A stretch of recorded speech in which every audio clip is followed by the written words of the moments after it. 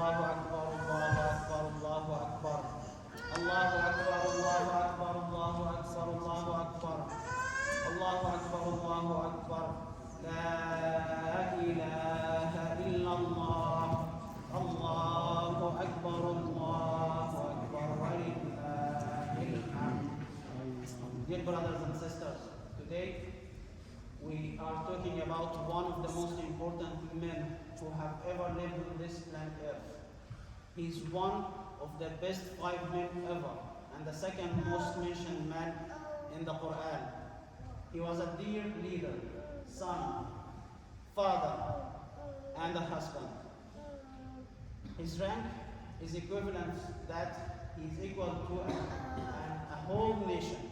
His name is Prophet Ibrahim sallallahu alayhi wa alihi wa sallam. Allah subhanahu wa ta'ala has directed us and commanded us to follow the same steps and the same way of Ibrahim alayhi salam, and also commanded his Prophet sallallahu alayhi wa sallam to follow the same steps and the same path of Ibrahim alayhi salam, saying that مِلَّةَ أَبِيكُمْ إِبْرَاهِيمَ هُوَ سَمَّاكُمُ الْمُسْلِمِينَ مِنْ قَبْلُ. So Allah subhanahu wa ta'ala is commanding us and ordering us to follow the same path, the same way of Ibrahim alayhi salam. Today we are taking some lessons from his life alayhi salam sallallahu alayhi wa sallam. And the first lesson we talk about from his life is realizing who you are. Allah subhanahu wa ta'ala has implemented in all human beings what's called fitra, instinct. This instinct or fitra directs you to search, to ask a question.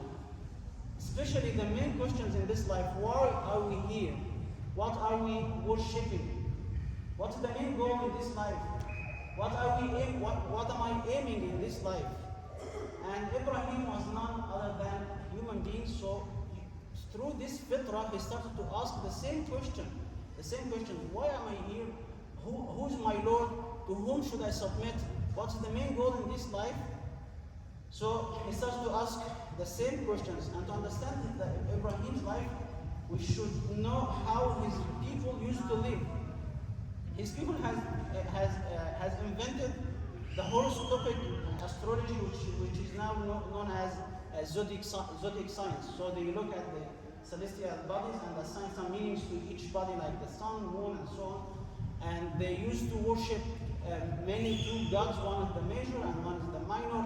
And those are the gods and the idol, and they make idols for them in here. And his father was one of the elites of his people. He used to make these idols himself. So Ibrahim alayhi salam, as a teenager, and so 12, 13 years old, he starts to ask these questions: who is my Lord? To whom I should submit? So and he starts to look at these celestial bodies. And as Allah subhanahu wa ta'ala said in the Quran, وَكَذَلِكَ نُرِي إِبْرَاهِيمَ مَلَكُوتَ السَّمَاوَاتِ وَالْأَرْضِ وَلِيَكُونَ مِنَ الْمُوقِنِينَ. That's how Allah subhanahu wa ta'ala has shown Ibrahim alayhi salam the kingdom of the heaven and sky, celestial bodies above him, so that he is sure about his belief. وَلِيَكُونَ مِنَ الْمُوقِنِينَ. And Allah subhanahu wa ta'ala starts to narrate the whole story, so that he starts to look at one planet, and then saying that this planet is not my God, so maybe it is the sun, maybe it is the moon, so on and so forth. So that he concluded that all these bodies, all these celestial bodies, are controlled by external entity. So that how come can I worship one of these bodies which is controlled by some external entity, which is for sure Allah subhanahu wa ta'ala. That's why he concluded that I should follow Allah subhanahu wa ta'ala, and this should be my goal in this life, to obey Allah subhanahu wa ta'ala. And then Allah subhanahu wa ta'ala has selected him, choose him to be a prophet sallallahu alayhi wa sallam. And this is the first lesson we take from his life, to fill this void inside us, which will not be filled with any joy in this life except for this kind of submission to our Lord Allah subhanahu wa ta'ala. The second lesson is, how did he act upon this belief, and how did he start to encourage others to join the same belief, especially his family. And the most difficult challenge you might face is facing your own family, your father, mother. This is the most difficult challenge you may face. And Ibrahim alayhi salam has to face his father. He was one of the elites of his people, and to talk to him. How did Ibrahim alayhi salam start to talk to his father? He said that, Ya abati, oh my dear beloved father. So starts to talk to him with the best tune ever, because in his heart is full of compassion, mercy to his father. He wants to save him from the hellfire, so he wants to do as much as he can to save him. Oh my dear brother, oh my dear father. Allah subhanahu wa ta'ala speak about this in Surah Maryam. وَاذْكُرْ فِي الْكِتَابِ إِبْرَاهِيمَ إِنَّهُ كَانَ صِدِّيقًا نَبِيًّا. And remember, in this book, Ibrahim alayhi salam, he was trustworthy. So that's why out of this trustness inside him, he wants everyone to be the same, everyone to be saved from this hellfire, especially his father. إِذْ قَالَ لِأَبِيهِ, so that he said to his father, oh my dear beloved father, يا أبتي لما تعبد ما لا يسمع ولا يبصر ولا يغني عنك شيئا. Why do you worship something that doesn't benefit you at all? It can't hear, it can't talk, it can't prevent any harm to you. Why do you believe in such idols? لما تعبد ما لا يسمع ولا يبصر ولا يغني عنك شيئا. يا أبتي إني قد جاءني من العلم ما لم يأتك فاتبعني أهدك صراطا سويا. Oh my dear brother, my dear father, my beloved father, I have knowledge which is not yet came to you. So follow me. I will guide you the path, the right path to Allah subhanahu wa ta'ala. يا أبت لا تعبد الشيطان إن الشيطان كان للرحمن عصيا. Oh my dear father, don't worship this idol, this shaitan. And shaitan is the symbol for everyone who commands you and encourages you to do evil things. يا أبت لا تعبد الشيطان إن الشيطان كان للرحمن عصيا. Indeed, this shaitan has disobeyed the most merciful one, Allah subhanahu wa ta'ala, Ar-Rahman, the most merciful one. Shaitan has disobeyed Ar-Rahman. So how can you worship and follow and obey this shaitan? لا تعبد الشيطان إن الشيطان كان للرحمن عصيا. يا أبتي, oh my dear beloved father, إني أخاف أن يمسك عذاب من الرحمن فتكون للشيطان وليا. I fear that you might be touched by a punishment from the most merciful one, Allah subhanahu wa ta'ala, Ar-Rahman, so that you will be an ally to this shaitan. His heart is full of compassion towards his father. He wants to save him with any way. He's trying to mention some arguments to him to convince him to turn away from this false belief and follow Allah subhanahu wa ta'ala. But his father, his self-esteem, his esteem and his image, because he was one of the elite, was stronger than his tendency to follow the right path. That's why we understand sometimes it's not only about the arguments that you mention to some other bodies, to your friends, to your father, to your family member, because there are another barriers that they cannot pass, their image, their esteem. So there are some emotional barriers that is stronger than their tendency to follow the right path. So that's why the father of Ibrahim alayhi salam say that, أَرَاغِبٌ أَنْتَ عَنْ آلِهَتِي يَا إِبْرَاهِيمُ. Do you dare to turn your back to my beliefs, to what I have spent time, money, efforts to build for you and for your family? Do you dare to turn your back to these beliefs? أَرَاغِبٌ أَنْتَ عَنْ آلِهَتِي يَا إِبْرَاهِيمُ لَإِن لَمْ تَنْتَهِ. If you don't stop, لَإِن لَمْ تَنْتَهِ لَأَرْجُمَنَّكَ. I will flog you. I will stone you to the death. لَإِن لَمْ تَنْتَهِ لَأَرْجُمَنَّكَ وَاهْجُرْنِي مَلِيًّا. And if you don't want to be flogged, stoned to the death, then leave. I don't want to see you again. لَإِن لَمْ تَنْتَهِ لَأَرْجُمَنَّكَ وَاهْجُرْنِي مَلِيًّا. So Ibrahim alayhi salam responded with very simple sentence. قَالَ سَلَامٌ عَلَيْكَ سَأَسْتَغْفِرُ لَكَ رَبِّي. He said, peace be upon you. I will ask Allah subhanahu wa ta'ala forgiveness for you. He didn't say respond the same way. He didn't say you are this, you are that. I'm talking to you about the right path and you are threatening me. He didn't say that. He said, Salamun alayk, peace be upon you. I will ask Allah subhanahu wa ta'ala to forgive me your sin. إِنَّهُ كَانَ بِي حَفِيًّا. Allah subhanahu wa ta'ala never neglected any request from me, and I will never be abandoned from him subhanahu wa ta'ala. سأستغفر لك ربي إنه كان بي حفيًّا. And the lesson we'll learn here is that no matter how your beloved ones, your family members, whatever he is, go through the falsehood, you don't have control over their behaviors, but you have control over your own behavior. You can control what you say, what you respond to them. Salamun alayka, sa'astaghfiru laka rabbi, peace be upon you. I will ask forgiveness for you from my Lord subhanahu wa ta'ala, innahu kana bi hafiya, wa a'tadhirukum wa ma tad'una min dunillah. So I will leave you and what you are worshipping other than Allah subhanahu wa ta'ala. وأعتذركم وما تدعون من دون الله وأدعو ربي عسى ألا أكون بدعاء ربي شقيا. I will never be abandoned from my Lord subhanahu wa ta'ala. This is the second lesson. How can you treat your family members? And you should understand that at some point you can change their behaviors, but all the time you have control over your own behavior and how you respond to them.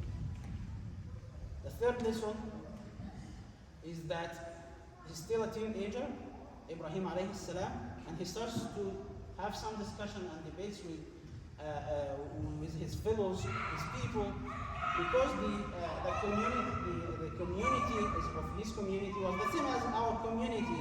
There are some hierarchies that people on the top are controlling those on the bottom, and they are spreading some messages, and those on the bottom are repeating again and again these messages, and they are debating with Ibrahim alayhi salam.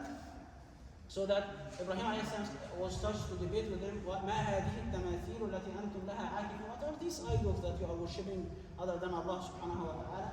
And they started with the flimsy arguments. قالوا وجدنا آباءنا لها عاكفين. So we are worshipping the same idol, the same gods we found our gods, our forefathers worshipping. So we are doing the same. Why don't you follow the same approach? Why don't you worship the same God your fathers used to worship? This is the flimsy arguments that they have. Are you better than your fathers? All of them, of course, are logical fallacies, are flimsy arguments. But Ibrahim alayhi salam is profounded. He has knowledge and revelation from Allah subhanahu wa ta'ala, so he knows how to respond to them. So he didn't get into this too much debates with them, because as we mentioned, sometimes you reach to the point that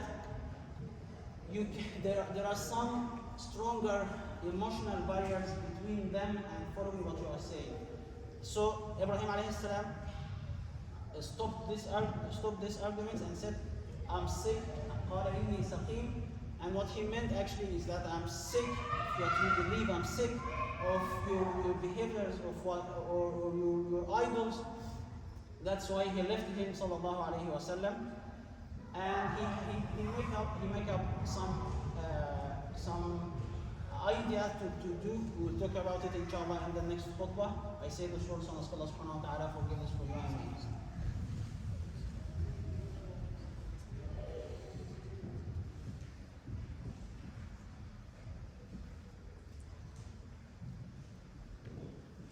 Alhamdulillah, Allahu Akbar, Allahu Akbar, Allahu Akbar. La ilaha illallah, Allahu Akbar, Allahu Akbar, wa lillahil hamd. So the name of Muslimin or Islam is made by Ibrahim alayhi salam himself.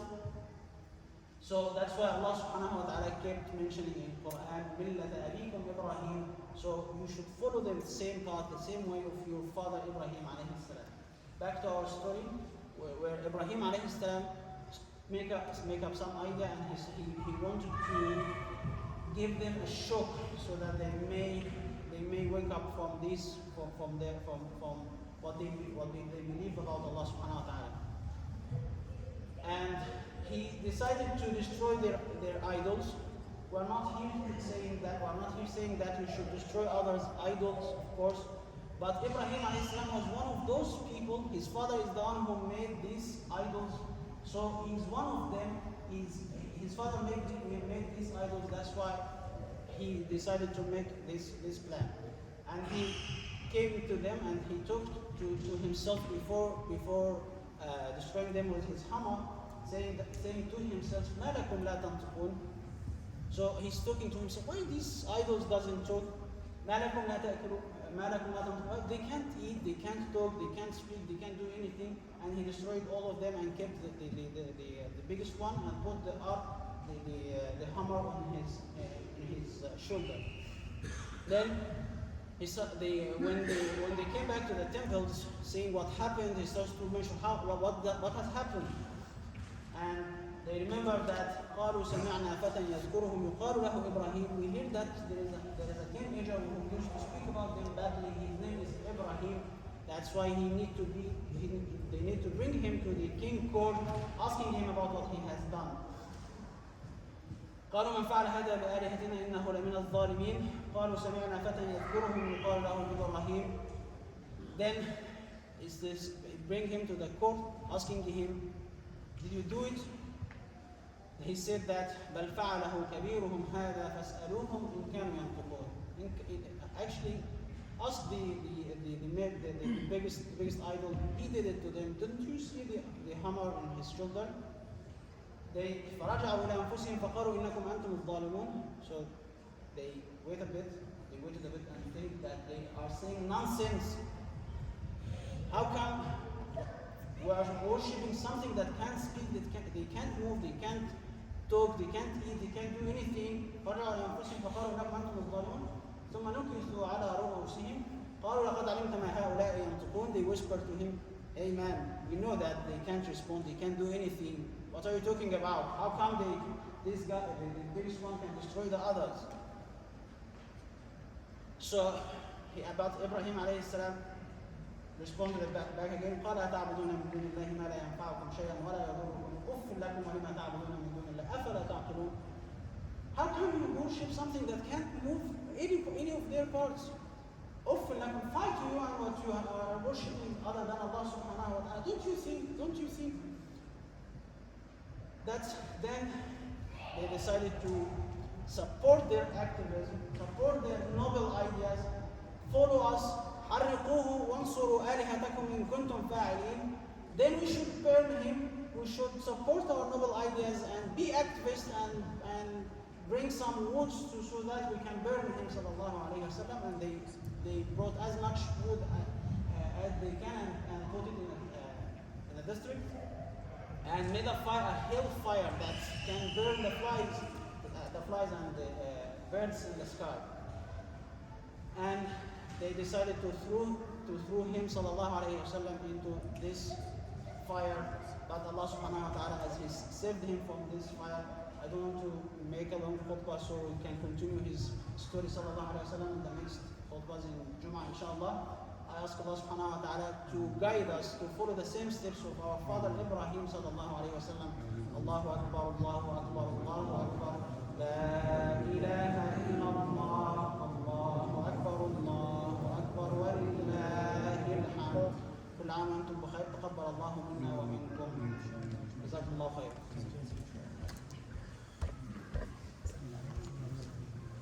الله أكبر الله أكبر الله أكبر لا إله إلا الله الله أكبر الله أكبر ولله الحمد. فقط ملاحظات صغيرة إخواني. هذه الأيام أيام عيد، فلنظهر العيد والبهجة والفرح على أهل بيتكم، على أنفسكم، في ثيابكم. أبقوا التكبير في المنازل، في الأسواق، وبين أنفسكم سرا وجهرا.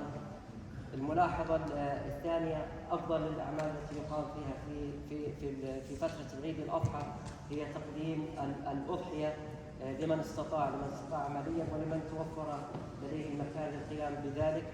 والأمر الثالث، نحن أمة واحدة نتصرف في أمورنا، في مسجدنا، في جميع شؤوننا كأمة واحدة، فلا تنسوا الدعاء للأمة جميعا بالصلاة بالسلام والخير بإذن الله. Dear brothers, just a few comments. So we are in Eid al-Adha, so it's a celebration.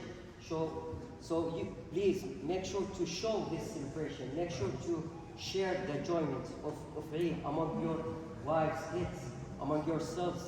Keep takbir, Allahu Akbar, between yourselves and in the cars, in your houses, in the markets, everywhere. The second thing, the best thing that you can do in Eid al-Adha is to make an animal or bring an animal as a sacrifice, udhiyah, qurban, for whomever can approach or do it financially, or if the situation helps you. So please, and all the days of the Eid, not only today, only the next, also the next few days are Eid also. So if you couldn't secure Udhiyah or Qurban today, make sure tomorrow, after tomorrow, to keep search for one. Last thing is that we are one ummah, one nation. Allah subhanahu wa ta'ala in the Quran said, إن أمتكم أمة واحدة وأنا إلهكم فاعبدون. He named us as one nation, one ummah. So please make sure to make dua for all of our brothers everywhere in India, Myanmar, Palestine, and everywhere that we are facing some troubles there. وجزاكم الله كل خير وكل عام وأنتم بخير والسلام عليكم ورحمة الله.